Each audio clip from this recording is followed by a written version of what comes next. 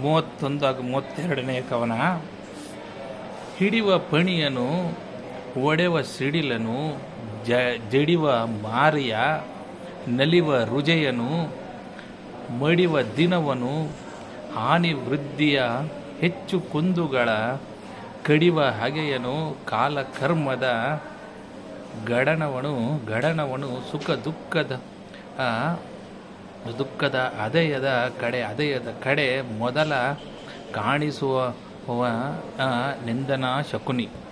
ಅಂದರೆ ಆಕ್ರಮಿಸುವ ಹಾವನ್ನು, ಹೊಡೆಯುವ ಸಿಡಿಲನ್ನು, ನಾಶ ಮಾಡುವ ಮಾರಿಯನ್ನು, ವೃದ್ಧಿಯಾಗುವ ರೋಗವನ್ನು, ಸಾಯುವ ದಿನವನ್ನು, ಹೆಚ್ಚಳ ಹಾನಿಗಳನ್ನು, ಹೆಚ್ಚು ಕಡಿಮೆಗಳನ್ನು, ಕತ್ತರಿಸುವ ವೈರಿಯನ್ನು, ಕಾಲಕರ್ಮಗಳ ಕೂಟವನ್ನು, ಸುಖ ದುಃಖಗಳು ಬರುವ ರೀತಿಯ ಮೊದಲು ಕೊನೆಗಳನ್ನು ಯಾರು ತಾನೇ ತಿಳಿಸಲು ಸಾಧ್ಯ ಎಂದು ಶಕುನಿಯು ದುರ್ಯೋಧನಿಗೆ ತಿಳಿಸುತ್ತಾನೆ.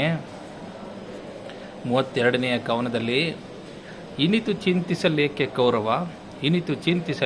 ಕೌರವ ಜನಪ ನಿಮ್ಮಡಿಗಳಿಗೆ ತಾನೊಂದುವನು ಭಿನ್ನಹ ಮಾಡುವೆನು ಪಾಂಡವರ ನೆಳಲಿರುಳು ನಿನಗೆ ರಾಜ್ಯವನ್ನಾಳುವ ಫಲ